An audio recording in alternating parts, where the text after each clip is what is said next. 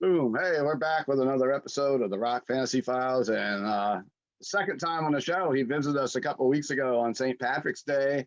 We have Ricky and Ricky Warwick from his solo band. We're going to talk a lot about that. Of course, he's Black Star Riders, the Almighty. He plays in Thin Lizzy. And he's joining us tonight from California, not from Ireland tonight. So welcome to the show. Hey, thanks for having me. Yeah, California, 17 years in Cali now, man. Oh, have you been? Okay. And we've got Denis Barthe here tonight from Vancouver, who helps us out a lot on the Rock Fantasy Files, and he's from the band Aggression. Not Aggressor. I almost got it mixed up last time, but so he's here, and we're gonna both almost the same thing. It's very aggressive, but we're here with Ricky tonight. We're gonna ask him some questions. I guess I'll start off. Ricky, you just released a new album, When Life Was Hard and Fast. It's your first since 2016 when you released When Patsy Cline Was Crazy and Guy Mitchell Sang the Blues. What can you tell us about the new album? Yeah, man, like I said, it's the first release in 5 years. Co-produced with the wonderful Keith Nelson, ex of Buckcherry. Okay. Recorded here in Los Angeles, pre-pandemic, recorded in April of 2019. Co-wrote quite a few of the songs with Keith Nelson too. Had a great band in the studio to record, and myself and Keith, the great Robert Crane of Black Star Riders on bass guitar, and Xavier Muriel, also ex Buckcherry, on drums. That was the core band that we used in the studio, and I'm real proud of it. It's been out about 2 months now, and it's done pretty good. I'm really happy with how it's performed out the box.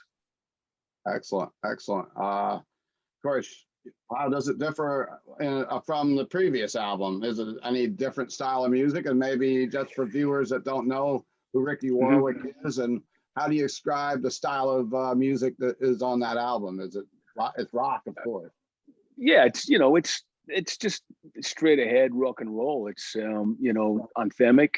I like to think it's melodic. I like to think that I have something to say. I like to think there's depth and there's meaning in the words.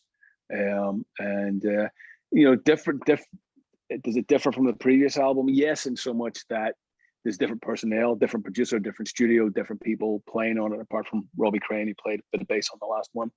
You're capturing a different moment. I'm different. When I wrote the songs 2-3 years later, I was in a different headspace, different stuff that happened in my life. So that's always going to make the process different, for me anyway. I hate repeating myself, and I hate just going in and regurgitating the same thing over and over again. So for me, it's always making a record. It's always about capturing where you're at that moment in your life. I see. I'm looking at the track list on it. It looks like there's quite a few tracks on the new album. How many is there in total? Well, there's 11 in total on the album. Then there's the bonus disc of acoustic cover versions that Nuclear Blast tagged on to the album. So that's only on. I think that's only on the CD digipack. They added a bonus disc. Okay. As those record labels like to do. Yeah. And I see you got some covers. I see Summertime Blues. I see I Fought the Law. I see Wrathchild. We talk about Wrathchild, but we talk about Wrathchild. Right. Yeah. It's still playing. It's still playing at my house nonstop. Thanks, man. Thanks, brother. Yeah. That's cool. Any other songs you want to talk about on the new record? I can talk about any of them. Pick one, and I will tell you a story behind the song. I'm just going to spin it. I'm actually looking at it on Spotify right now because I don't have the album right in front of me. I do have it up at the shop. When Life Was Hard and Fast was the video, I believe, from the album. I checked it out. That's the title track from the album, and that was co-written with a friend of mine from Belfast who we grew up together, and we wrote the song about growing up as kids in Northern Ireland in the 70s and 80s at the height of the troubles over there, our dreams and our aspirations, and looking forward to either being a soccer player or a rock star, and just trying to, because it was a difficult time as a kid because of the situation, and we had all these hopes and aspirations of getting out and seeing the world and all these glamorous thoughts in our heads. So I think it's a song looking back. It's looking back to look forward, if that makes sense. Yeah. And You Don't Love Me is the next track on the album. Yeah, man. I mean, think again. That's one of my favorites. That is, I just love the guitar riff on that. It's pretty bombastic, and I mean, that's the very sort of "you don't love me, I don't care" kind of Okay. motto behind that. I think there's so much negativity about these days. Certainly on the internet, people seem to go to their way to really slander other people and be negative Oh, yeah. and say shitty things. And I'm just not brought up that way. I feel like, I'm of the school, if you ain't got nothing nice to say, don't say anything. I would never go out of my way to put anybody down or be negative, even if I didn't like what they were doing or what the music they were making. I just wouldn't comment, and I think it's just me giving a middle finger to the people that try to make themselves feel good by making other people feel bad.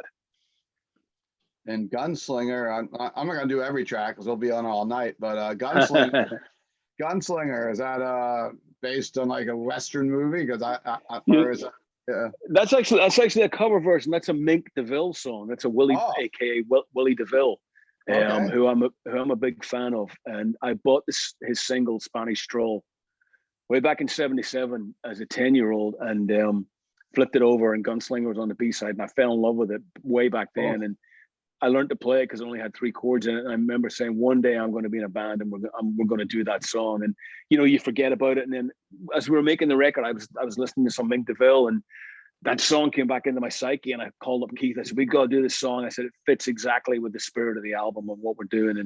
And Keith had never heard it. So I played it to him. He said, oh man, this is badass. Let's record this. Oh, and we did. So, yeah. And you got Never Corner a Rat, which is probably good advice. Yeah, I mean, that's probably the fastest song on the album. That's definitely a Motorhead Ramones breakneck speed song.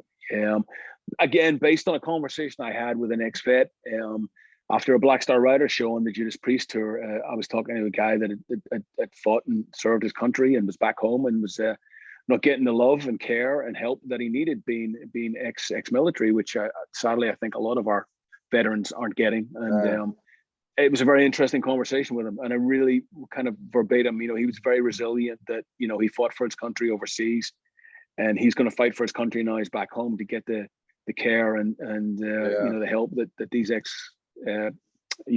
veterans deserve. Yeah. It's amazing where you draw topics for writing songs, right? Like any conversation, any moment can be. Yeah. I mean, people are great because people tell stories without knowing they're telling stories. And I've learned over the years to tap into that.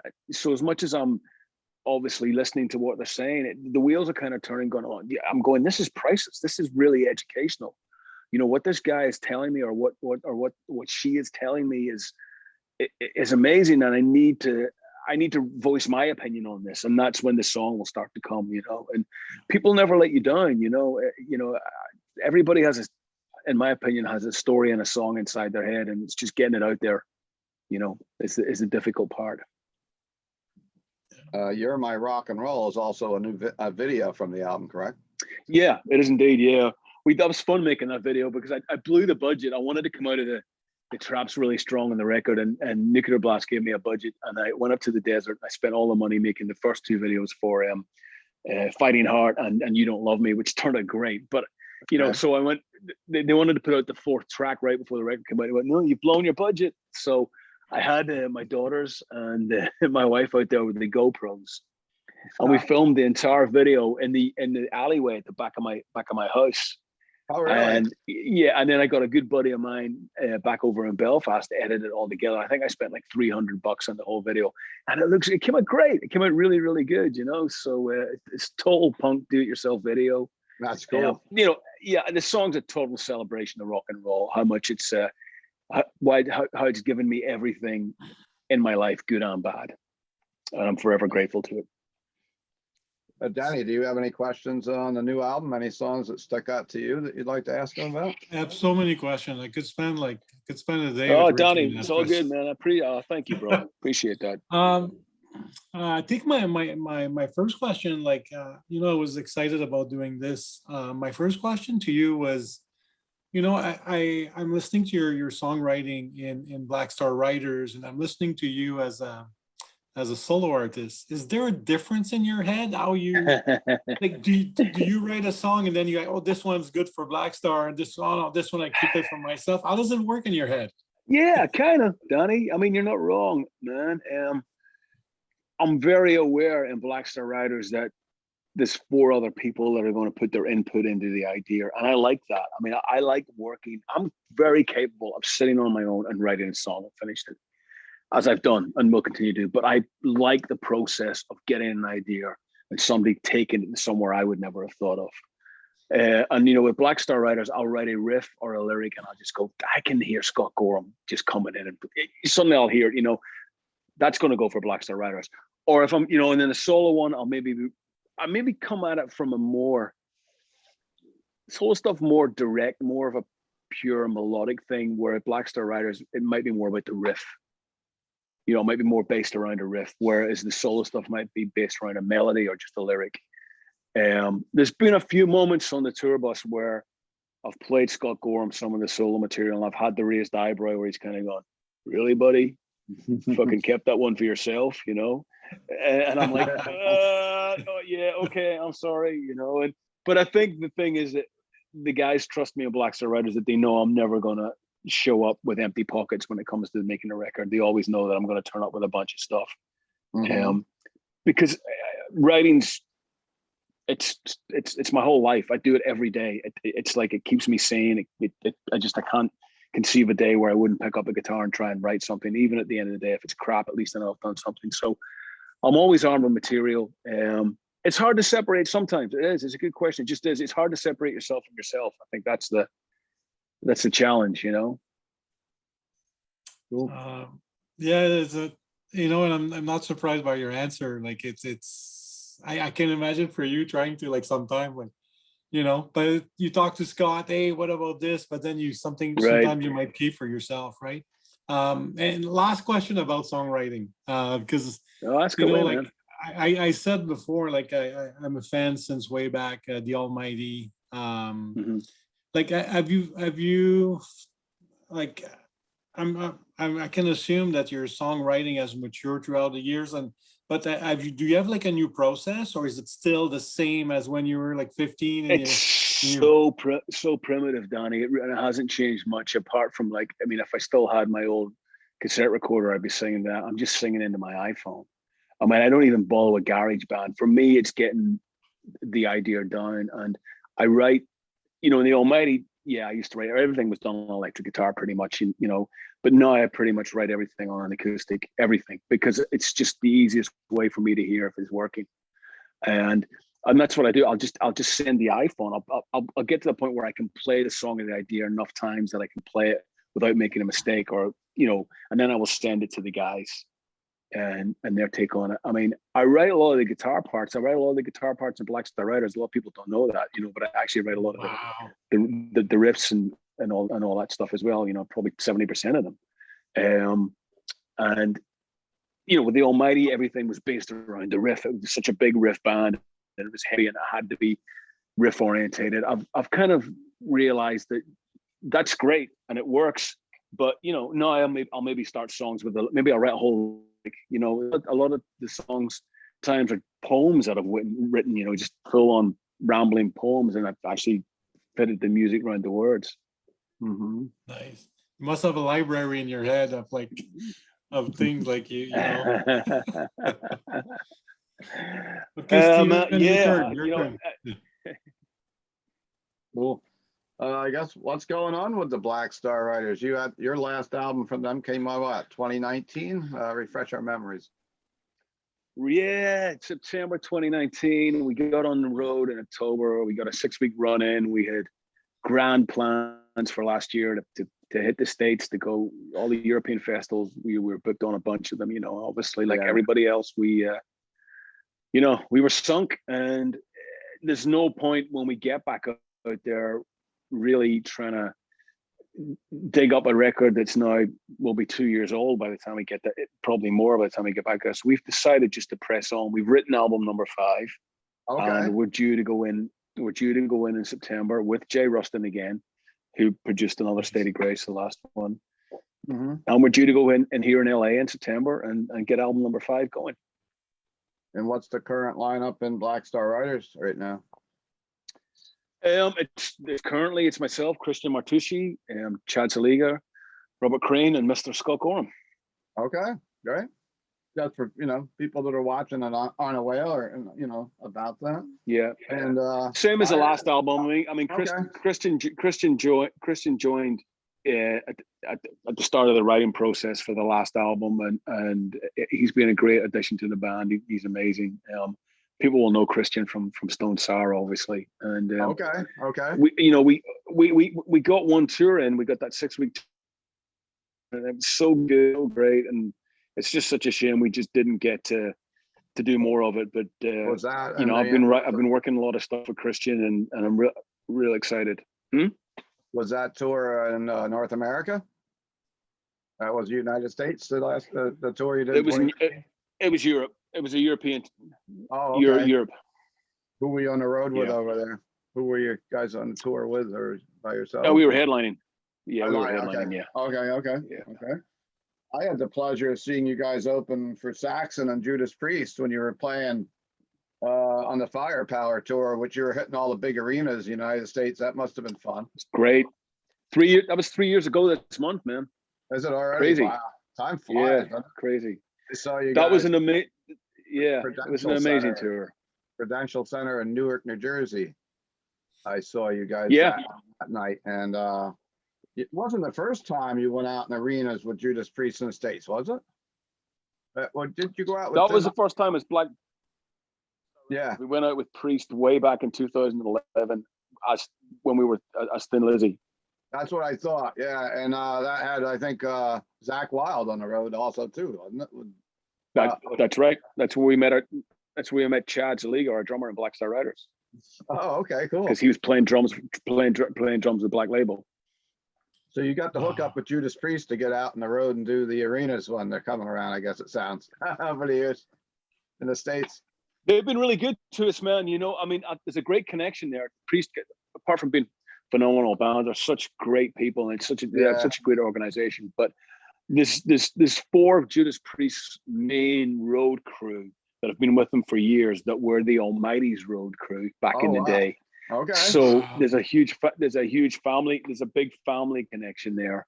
They're out of front sound guy and a production manager, Martin Walker, used to tour manage and do front of sound for the Almighty. So, there's a huge connection between the two camps, and they've been so gracious to us, and not just in the States, they've taken us out in Europe as well a bunch of times, and they couldn't be. They look after you so well.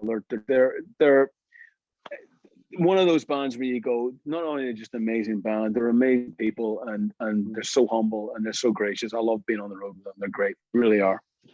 And they don't disappoint. I mean, that last album from Judas Priest was just like flooring when you heard it. It's like, holy Great. shit. Not that I mean, I liked the album before that too, but it really put them in a strong direction.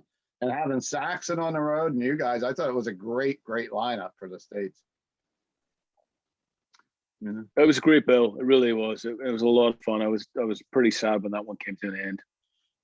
I guess one other question I had for you before I throw the wheel back over to Denis is what is this? I think we talked a little bit before we started taping, but what is the status of Thin Lizzy for our viewers, and what's going on in the Thin Lizzy camp? I would be very surprised if there isn't some Thin Lizzy action next year. I think Scott's jonesing to get back out there and play some Thin Lizzy. Well, I know he is, so I would be quite surprised if Lizzy don't do something stateside next year as well. That would be awesome. And what's the lineup members in Thin Lizzy in 2021, 2022, whatever we're talking now? I mean, I think the core members are myself, Scott Gorham, Damon Johnson, Darren Wharton. We've been using Scott Travis from Priest the last few times we've gone out on drums, which has been great. Yeah. The last few dates we did over in Europe back in 2019, we had Troy from Mastodon on bass guitar, which was phenomenal. So we'll see what next year brings us. Yeah, Mastodon, a great band too. I followed their career from playing like a little club up in Poughkeepsie to go out. They're getting bigger now. Yeah, they're a great band. I'm a fan of that band too. Yeah. So, Denis, I guess they're a great band. I'm running out of questions for Ricky, so I'm going to throw the steering wheel over to you and drive. Yeah, for sure.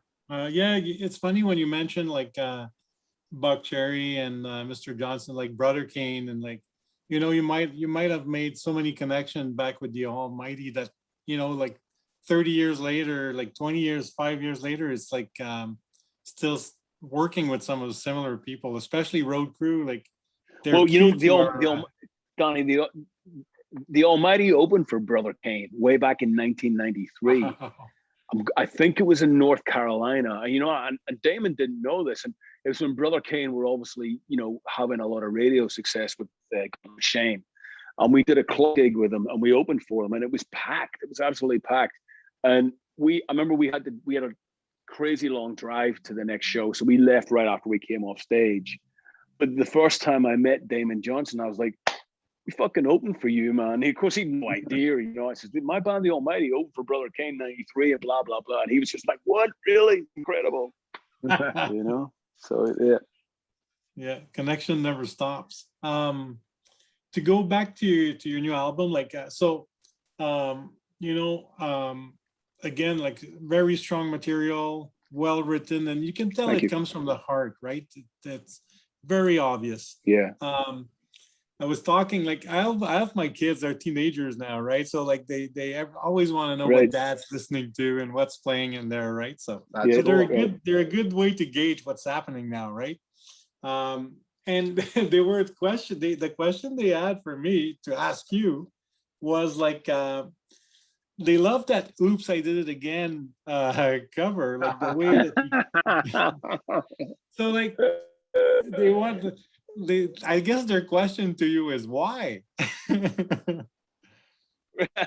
I ask myself that every day. Why did I do that song? I think at the time, I think there's the irony of it. This thuggish tattooed Irish man covering this Britney Spears song. My youngest daughter was very little around about the time, and she loved that song, and I learned the song sort of singing to her, and I'm sort of playing it to her and singing it, and I'm kind of going, hang on a minute. There's something here. Why don't I do a version of this? It'll be fun. It's fun. There's no other meaning to it than that. And I'm telling you, man, I went out and did some solo shows. I've been I did that song back in 2013, and I went and did some solo shows in the UK, and I played a great venue in Nottingham called Rock City, and to see sort of 400 hardcore rockers singing "Oops, I Did It Again" back at you at the top of their voices is a sight that I'll never ever forget too easily. It was, it's. I think I just wanted to prove a point that a good song's a good song. If you strip it down to its basic, format, I'm a big fan of. I love bubblegum pop if it's well written, if it's well played, if it's well constructed. To me, that's a great song, and I'm sorry. I think "Oops, I Did It Again" is a clever piece of songwriting. I really do. I'm going to be crucified for this for saying that, but I do. Well, I think the way that you're performing it even makes I think it even make it more stands out how well crafted the song is, like from a melody over music standpoint, right? But I never really paid that much attention to it until you did it. Right. Well, I didn't really either until I had to learn it to sort of sing it to my kid, and then I kind of went, wow, this is really well put together. But a lot of stuff is. Much as I love hard rock and heavy metal, my other passion is Tamla Motown and Northern Soul. I'm passionate about that music, and I steal and get so much influence from the playing and the melodies on those songs, and I take that into what I do with Black Star Riders and with anything else that I do, because the writing in those songs is incredible, and the playing and the rhythm and the soul in those songs is just, it's unbelievable. So you get a song like When the Night Comes In from the Killer Instinct, and where we've actually got the female backing vocalist doing a full-on gospel, almost Motowny feel on the chorus. That's all taken from that love of it, and it's such an anthemic and euphoric thing when you hear that. And I've learned so much from stepping outside the box. Much as I love listening to Slayer and to Discharge, you I'll stick on a Martha Reeves and the Vangelis, album and be just as at home listening to that. I grew up. Yeah, I grew It's up nice on to see. It's 60s nice to see an Motown. artist. Okay, you go.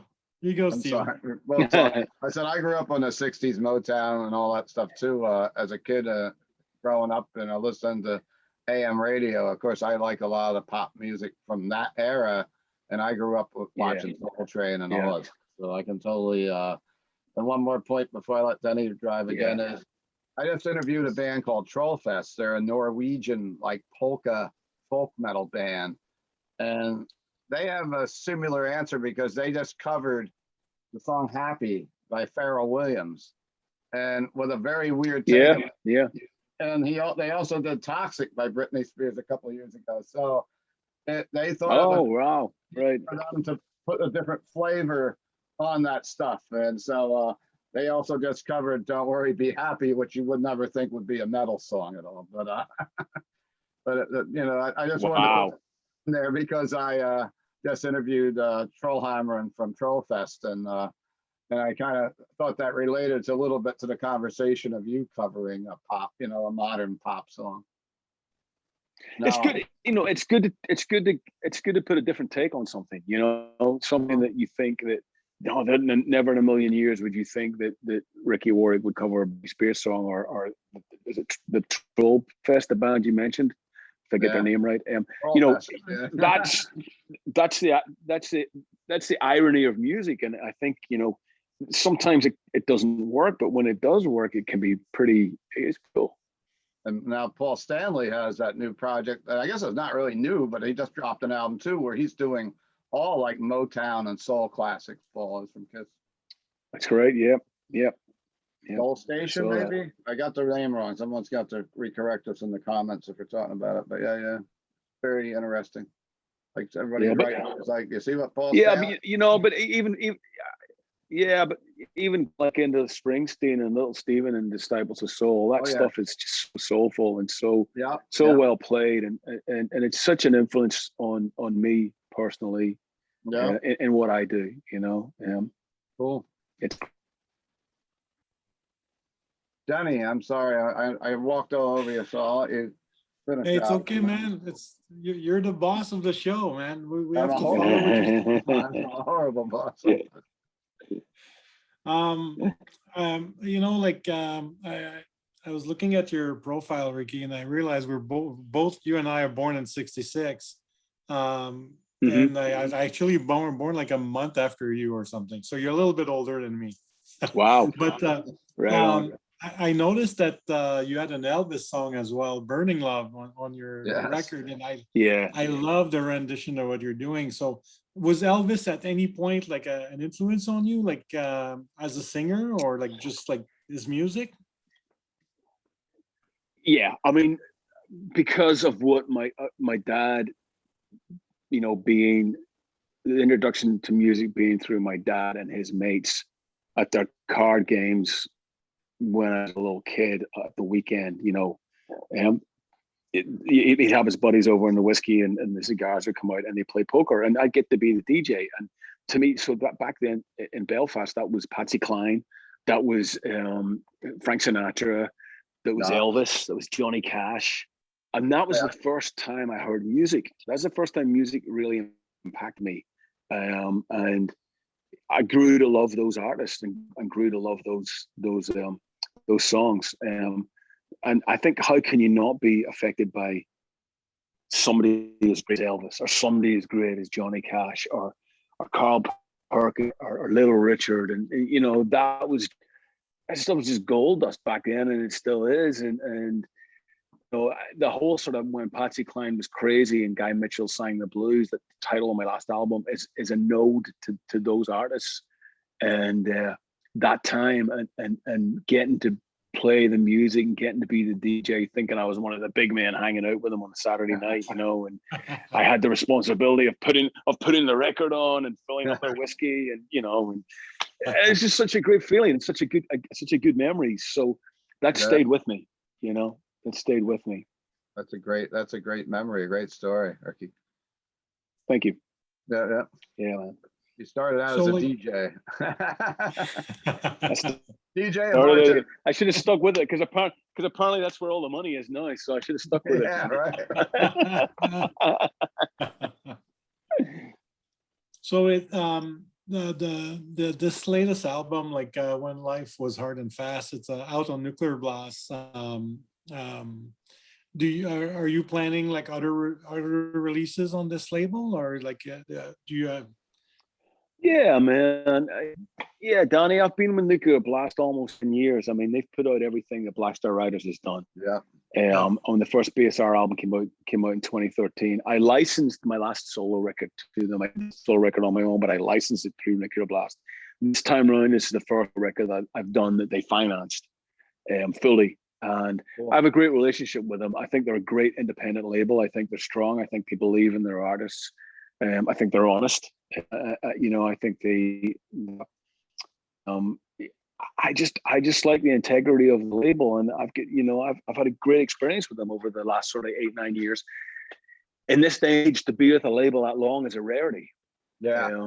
It doesn't really happen anymore, and the fact that they've stuck with me and stuck with Black Riders. I mean, Black Star Riders have done very well for them, but the fact they've the freedom to make, the solo record has been great. So I'm very happy. I would like to continue working with them. I've got no problems at all there. I think what really works for them is they're a true music fan. Like the people working there, they love music. Yeah. Yep. Yeah. I had a great connection. They're great. They did such a They did such a great job on this solo record. They really did. They really pulled out all the stops, because obviously I can't. Right now I should be on the road touring the thing, and in normal circumstances I'd be out on the road promoting the hell out of it now. And they did such a good job setting up all this kind of Zoom stuff, and the promo was really great, and they pushed it as hard as they could, and I'm very grateful for that. Excellent. Yeah, Nuclear Blast is a strong label. I think most people, when they think of Nuclear Blast, they think more of like, the heavy edge of stuff, which they have been known for years. Yeah. But I had a great working relationship with them for years myself with the record shop. You know how it came. You know how it came about when we were way back in sort of 2012, when we were writing some stuff, and the idea was being floated around that we put it out under the moniker Thin Lizzy. And when we all sort of realized that was a complete crass thing to do, and we decided we would change the name, and we come out of Thin Lizzy. Scott and I kind of went, we've got all these great songs. What are we going to do with them? And I said, look, no, we should just come up with a band and release them under that. At least get the songs out there so people can hear them. Yeah. And that's really how Black Star Riders was born. But at that time, you can imagine the word got around that, hey, Thin Lizzy might be doing a new album. So suddenly there's 25 record labels very interested, putting up a lot of money, thinking they're going to get the first Lizzy album in 30 years. And when we rightly decided that wasn't going to happen, suddenly these labels, you could see them disappearing one by one. But Nuclear Blast, but Nuclear Blast didn't. Nuclear Blast said, "We love the songs. We think the songs are incredible. So whatever you do, we want to be involved." And I thought that was amazing. And so they were just said, "We love the song. It doesn't matter what name you put it under. We love these songs. We want to put it out there." And I thought that was cool. So, that right out the gate, I was like, yeah, I like this label. Excellent. I guess we ought to start wrapping things up here. And Danny, you got a question or two more before we let Ricky go about his business tonight? I think we discussed a little bit, like that song, like "You Don't Love Me." I find it's one of the strongest point on the record, especially from a riff perspective and all that. Like, anything special was going on? Any special influence while you were writing the song? It was an easy one to write, man. It's one of those ones that came together very quickly. I had the verse riff, I had the big guitar riff written, and I had an idea for the chorus, but the chorus wasn't great musically. I think we pretty much nailed the verse and the pre-choruses, and I took it into Keith and I went, "This is what I got." And he went, "This is great." And Keith sort of came up with the Motowny descending thing that you hear that became the chorus. He said, "What about this?" And I was like, "That's it. That's what we've been looking for." But lyrically, again, I mean, I think it's one of the things I wrote it really quickly. I think the idea was in my head, what I wanted to say, and it didn't have to struggle or work at it too much. It was always great when that happens. But I knew it was a great guitar riff, and I didn't want to clutter the guitar riff with a very complicated, heavy, over-delivered, cluttered lyric. I wanted the lyric to be as simple as the guitar riff, because I thought that would help everything find its space and let the song breathe. And I think between myself and Keith, we managed to do that. I'm really, really proud of how that turned out. Keith plays some incredible guitar. He plays some incredible guitar on the record, but on that track especially, he really knocked it out the park. Yeah, you can hear a bunch of guys having fun, like doing music. So it's oh man, it was a blast. And you got to understand, I didn't know Keith Nelson. I met, the second time I met Keith Nelson, I was writing a song with him. I mean, it's Damon Johnson's fault that Keith and I met, because Damon left Black Star Riders, and I'm going, all right, okay, bro, thanks, I love you, but thanks, Killer, we just came off a great year, and you're leaving. But listen, I'm messing. I understand why Damon left, and he's still my dear friend, and it's all cool. But I'm like, okay, we got to find a guitar player, and it's Damon Johnson's not an easy guy to replace. Yeah. So the calls start going around, and I reach out to Richard Fortas and Guns N' Roses, who's a good friend of mine. And Richard goes, "I got the guy." He says, "Keith Nelson has just left. Did you know who Keith Nelson is?" I went, "I've heard the name." He went, "He was the guitar player in Buck Cherry." I said, "Oh, that guy's great. I don't know him." He said, "Look, he's a great guy, he's a great player. He'd be perfect in Black Star Riders. Here's his number." So I call up Keith, and I'm like, blah, blah, blah. My name is Ricky Warwick. He says, "Yeah, I know who you are, man." I said, "We need a guitar player." He said, "Can we meet up?" And I went, "Oh, this sounds promising. This is cool, So we agreed to meet the following day. We met in Barney's Beanery about 10 a.m. in the morning. And I'll never forget it. Keith walked in. He went, "Hey, man." I went, "Hey, how's it going, Keith?" He goes, "I'm not your guy." And I was like, what the fuck are you doing here? And we're wasting my fucking time, man. I'm not even that hungry. Why?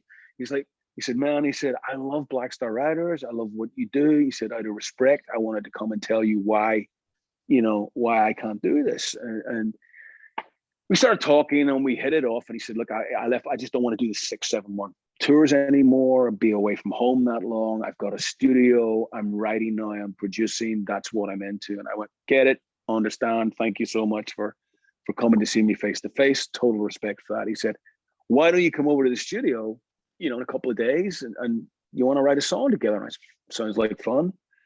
So I head over to the studio about 2 days later, and we get in, we find out both the same age, both blue collar working class boys, school of hard knocks, same taste in music, same taste in vintage guitars, and we write Fighting Heart. I take the demo of the song home with me. I'm listening to it over the weekend, and I'm like, "That was really cool. I like that guy. That was a good hang." And I said, "This is a great song." I said, "I think," because we were going to write it for somebody else. And I thought, "No, I think I'm going to keep this for me." And then I thought, I wonder. So I picked up the phone and went, "Hey, man," I said, "I have a bunch of ideas, like more than enough for a solo." He went, "Let's do it." He said, "I'll produce it. You want me to co-write some stuff?" And I said, "Yeah." And that's how the friendship was born. It was really, we were working with each other straight away, and that was 3 years ago now. And we've already started demoing the next record together. Wow.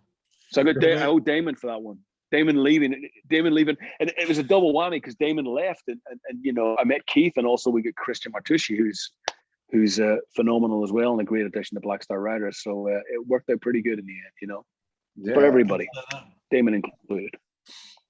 Well, I don't have any more questions, but just a comment. Great music.